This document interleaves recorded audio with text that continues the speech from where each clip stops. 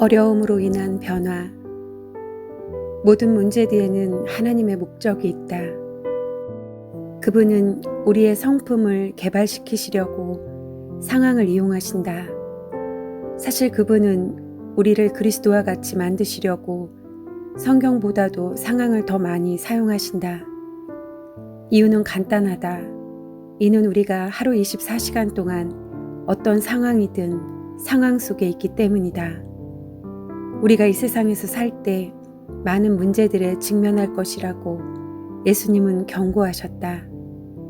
그 누구도 고통에 대한 면역성은 없으며 완전히 분리되어 있지도 않다. 그리고 그 누구도 아무런 문제 없는 삶을 순탄하게 살 수 없다. 삶은 문제의 연속이다. 하나를 해결할 때마다 또 다른 하나가 그 자리를 메운다. 베드로는 문제에 직면하는 것은 당연한 것이라고 하면서 이렇게 말했다. 사랑하는 자들아, 너희를 실현하려고 오는 불시험을 이상한 일 당하는 것 같이 이상히 여기지 말고, 하나님은 우리를 그에게로 가까이 오게 하시려고 문제들을 사용하신다. 성경은 이렇게 말한다. 여호와는 마음이 상한 자에게 가까이 하시고 중심에 통회하는 자를 구원하시는도다. 우리가 경험한 가장 깊고 친밀한 예배는 아마 가장 힘든 때 드린 예배일 것이다.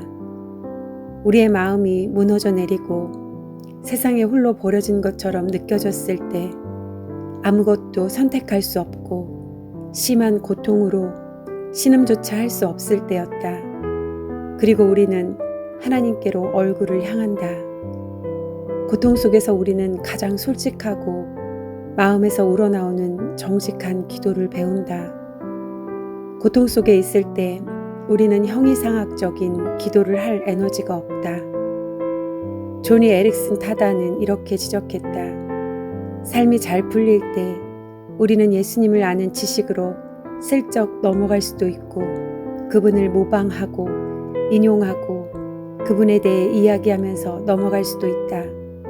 하지만 고통 속에서만이 우리는 예수님을 알게 될 것이다. 우리는 고통 속에서 다른 방법을 통해서는 배울 수 없는 하나님에 대해 배운다. 하나님은 요셉을 감옥에 갇히지 않도록 하실 수 있었고 다니엘이 사자굴에 들어가지 않게 하실 수 있었으며 에레미야가 구덩이에 던져지지 않도록 하실 수 있었다. 또한 바울이 담배가 3번이나 부서지는 것을 막으실 수 있었고 새 히브리 사람이 불타는 아궁이에 던져지는 것을 막을 수도 있었다. 하지만 하나님은 그렇게 하지 않으셨다. 그분은 이 문제들이 모두 일어나게 하셨고 그 결과 그들은 모두 하나님께 더 가까이 가게 되었다. 문제들은 우리가 하나님을 바라보게 하고 우리 자신보다 그분을 더 의지하게 한다. 바울은 이러한 유익함에 대해 이렇게 간증했다. 우리는 감당하기 어려운 환난을 당해 삶의 소망조차 없었습니다. 마음속에서는 사망 선고를 받았다는 느낌마저 들었습니다. 그러나 이렇게 된 것은 우리 자신을 의지하지 않고 죽은 자를 살리시는 하나님을 의지하도록 하기 위해서였습니다. 우리는 하나님만 있으면 된다는 사실을 우리가 가진 것이 하나님밖에 없을 때가 되어서야 깨달을 것이다. 그 문제가 왜 일어났는지와는 상관없이 우리에게 닥친 어떤 문제도 하나님의 허락 없이는 일어날 수 없다.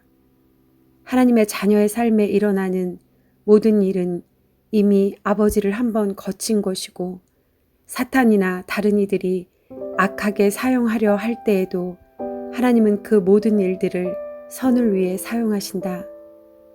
하나님이 주권 속에서 모든 것을 통제하고 계시기 때문에 모든 뜻밖의 사건들은 우리를 위한 하나님의 계획일 뿐이다. 우리가 태어나기 전부터 하나님의 달력에는 우리의 매일의 삶이 적혀 있었기 때문에 우리에게 일어나는 모든 일은 영적으로 중요하다. 모든 것이 로마서 8장 28절 29절이 그 이유를 말해준다.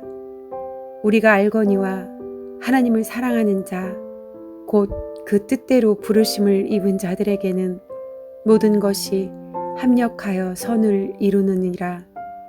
하나님이 미리 아신 자들로 또한 그 아들의 형상을 본받게 하기 위하여 미리 정하였으니 이는 그로 많은 형제들 중에서 맏아들이 되게 하려 하심이니라.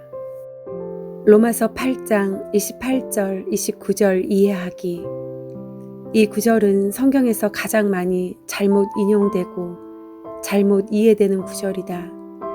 이 구절은 하나님은 내가 원하는 방향으로 모든 일이 일어나게 하신다고 말하지 않는다. 명백히 그것은 사실이 아니다. 또한 하나님은 모든 일이 이 땅에서 행복한 결말을 맺게 하신다고도 말하시지도 않는다. 그 역시 사실이 아니다. 이 땅에서는 불행한 결말도 많다. 우리는 타락한 세상에서 살고 있다. 오직 천국에서만 모든 일이 하나님의 계획대로 완벽하게 이루어진다. 그래서 우리는 뜻이 하늘에서 이루어진 것 같이 땅에서도 이루어지니이다 라고 기도하도록 배우는 것이다. 로마서 8장 28절 29절을 완전히 이해하려면 구절별로 살펴보아야 한다. 우리가 알거니와 어려울 때 우리가 갖는 희망은 긍정적인 사고나 소원 혹은 단순히 바라는 것에서 오는 것이 아니다. 그것은 하나님이 우주를 통치하시고 우리를 사랑하신다는 진리의 바탕을 둔 것이다. 하나님을 사랑하는 자, 곧 그 뜻대로 부르심을 입은 자들에게는 이 약속은 모든 사람을 위한 것이 아니다. 하나님의 자녀들만을 위한 것이다. 하나님의 반대편에 서 있고 자신의 방법을 고집하는 사람들에게는 모든 것이 악하게 작용한다. 모든 것이. 우리의 삶에 대한 하나님의 계획은 우리에게 일어나는 모든 것, 실수, 죄, 그리고 우리의 상처까지 모든 것을 포함한다. 빚, 질병, 이혼, 그리고 사랑하는 사람들의 죽음까지도. 하나님은 가장 악한 것에서도 선을 이끌어내실 수 있다. 갈보리 언덕에서 그러셨다. 합력하여. 각각이나 독립적으로가 아니다. 우리의 삶의 사건들은 하나님의 계획 안에서 조화를 이룬다. 그것들은 각각 독립된 사건이 아니다.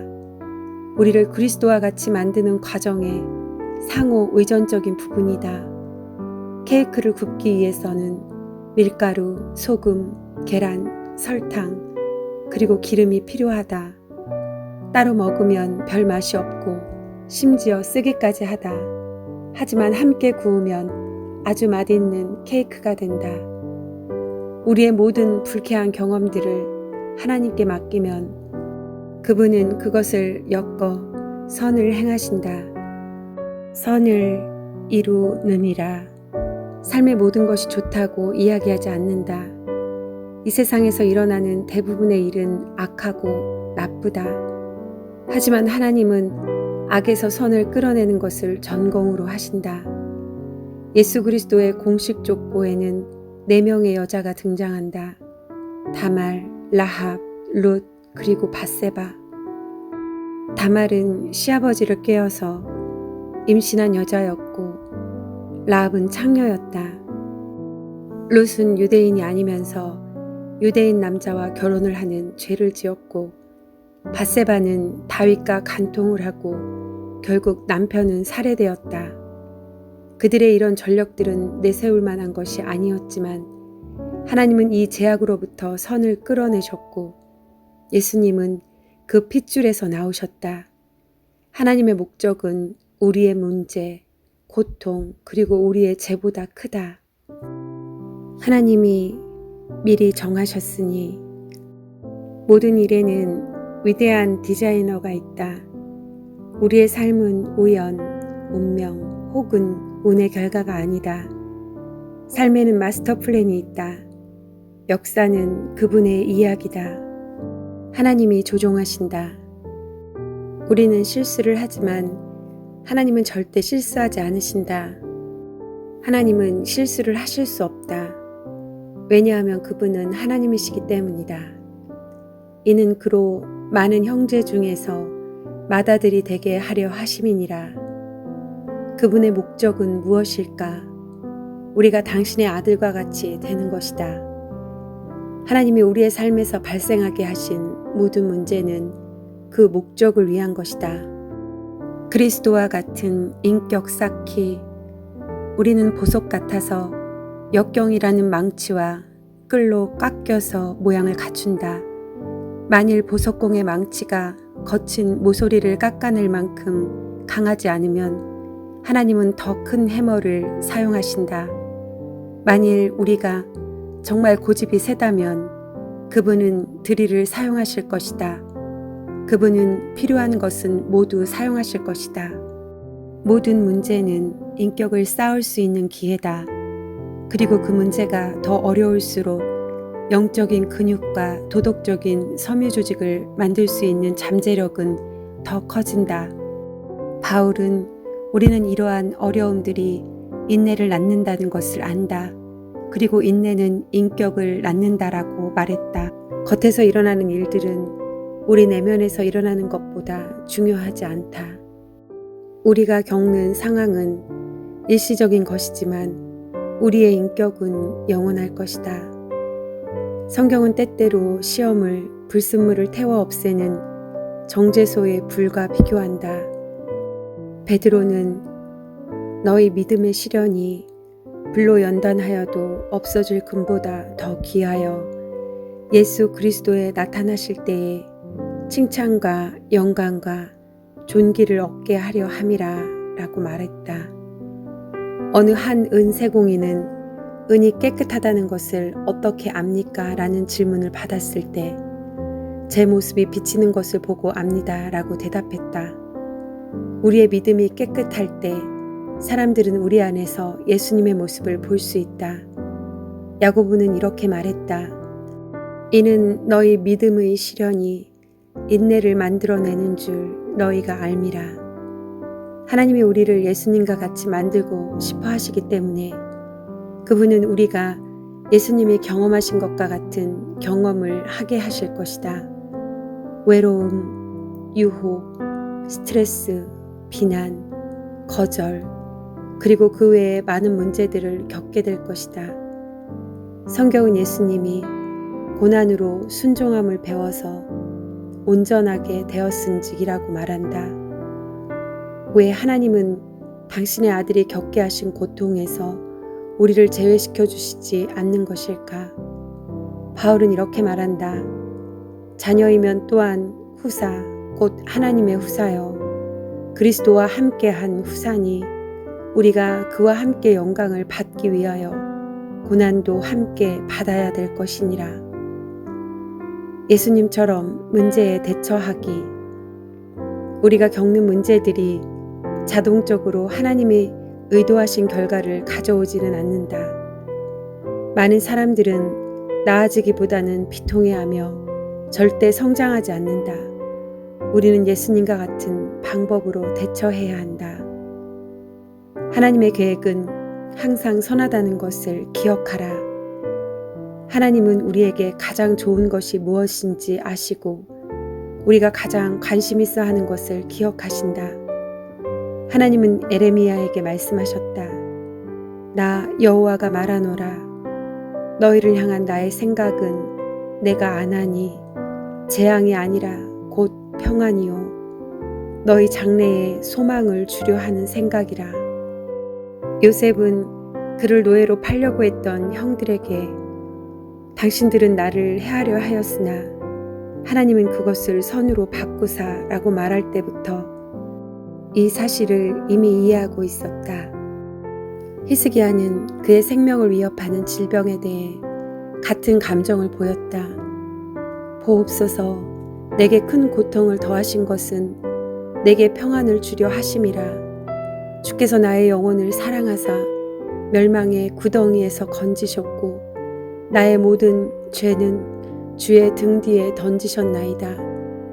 우리가 어떤 문제에서 해방시켜 달라고 요청했으나 하나님이 거절하실 때마다 이것을 기억하라. 하나님은 우리의 유익을 위하여 그의 거룩하심에 참여케 하시느니라. 우리가 스스로의 고통이나 문제가 아닌 하나님의 계획에 초점을 맞추는 것이 중요하다.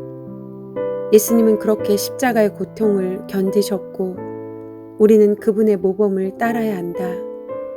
믿음의 주요 또 온전케 하시는 이인 예수를 바라보자. 저는 그 앞에 있는 즐거움을 위하여 십자가를 참으사 부끄러움을 개의치 아니하시더니 하나님 보좌 우편에 앉으셨느니라. 나치 수용소에 갇혀있던 코리 텐 붐은 초점을 잃지 않는 것이 얼마나 큰 힘인지를 설명했다. 만일 이 세상을 보면 우리는 절망할 것이다. 만일 우리 내부를 들여다보면 낙담할 것이다. 하지만 그리스도를 바라보면 안식할 수 있다. 집중을 어디에 하느냐가 우리의 감정을 결정한다. 하나님께 집중할 때 그분을 기쁘시게 한다. 우리의 초점이 감정을 결정할 것이다. 인내의 비밀은 고통은 일시적인 것이지만 그 상급은 영원하다는 것을 기억하는 것이다. 모세가 여러 삶의 문제들을 견딜 수 있었던 것은 그가 상주심을 바라보았기 때문이다. 바울도 같은 방법으로 고통을 이겼다. 그는 이렇게 말했다. 우리의 잠시 받는 환난에 경한 것이 지극히 크고 영원한 영광에 중한 것을 우리에게 이루게 함이니 단기적인 생각에 굴복하지 말라. 마지막 결과에 초점을 맞추라. 우리가 그와 함께 영광을 받기 위하여 고난도 함께 받아야 될 것이니라. 생각하건대 현재의 고난은 장차 우리에게 나타날 영광과 좋게 비교할 수 없도다. 기뻐하며 하나님께 감사를 드리라. 성경은 이렇게 말한다. 범사에 감사하라. 이는 그리스도 예수 안에서 너희를 향하신 하나님의 뜻이니라. 이것이 어떻게 가능한가? 하나님이 우리에게 모든 상황에서 감사하라고 말씀하신 것이지 모든 상황에 대해 감사하라고 하신 것이 아님을 기억하라. 하나님은 불의, 죄, 고통 혹은 그에 따른 이 세상에서의 고통스러운 결과들에 대해 감사할 것을 기대하지 않으신다. 대신 하나님이 우리의 고통과 문제를 사용해 당신의 목표를 성취한다는 사실에 감사하기를 바라신다. 성경은 주 안에서 항상 기뻐하라고 말한다. 너희 고통에 대해 기뻐하라고 말하지 않는다. 그것은 자기 학대다. 주님 안에서 기뻐하라고 말한다. 어떤 일이 일어나든 우리는 하나님의 사랑, 돌보심, 지혜, 그리고 신실함에 기뻐할 수 있다. 예수님은 말씀하셨다. 그날에 기뻐하고 뛰놀라. 하늘에서 너희 상이 큼이라. 하나님이 고통 속에서 우리와 함께 하신다는 사실을 알기에 우리는 또한 기뻐할 수 있다. 우리는 안전한 사이드라인에서 상투적인 말로 격려하시는 우리와 멀리 떨어져 있는 하나님을 섬기는 것이 아니다. 그분은 우리의 고통 속에서 함께 하신다. 예수님은 이 땅에 오심으로 그렇게 하셨고 지금은 성령님을 통해 우리와 함께 하신다. 하나님은 우리가 홀로 어려움을 겪지 않도록 우리를 떠나지 않으신다. 포기하지 말라. 인내하며 끝까지 버티라. 성경은 이렇게 말한다. 이는 너의 믿음의 시련이 인내를 만들어내는 줄 너희가 알미라. 인내를 온전히 이루라. 이는 너희로 온전하고 구비하여 조금도 부족함이 없게 하려 함이라. 인격이 자라는 것은 길고 느린 과정이다. 우리의 삶에서 단지 어려움을 피하거나 어려움에서 벗어나는 데에 에너지를 사용한다면 우리는 그 과정을 우회하고 성장을 지연시키며 결국 더 심한 고통을 겪게 된다. 부정과 회피에 따르는 아무런 쓸모없는 고통을 겪게 된다. 우리가 성숙한 인격이라는 영원한 결과를 얻게 되면 저를 위로해 주세요 라는 기도는 덜 하게 되고 더욱 당신을 닮게 해주세요 라고 기도하게 될 것이다. 제멋대로 이해할 수 없으며 목적 없어 보이는 삶의 상황 속에서도 하나님의 일하시는 손길을 본다면 우리는 성숙하고 있다고 생각하면 된다. 만일 당신이 지금 어려움을 겪고 있다면 왜 나입니까? 라고 질문하지 말고 내가 무엇을 배우기 원하십니까? 라고 질문하라. 그리고 하나님을 신뢰하며 옳은 일을 하는데 계속 힘쓰라. 너희에게 인내가 필요함은 너희가 하나님의 뜻을 행한 후에 약속을 받기 위함이라. 포기하지 말라. 성장하라.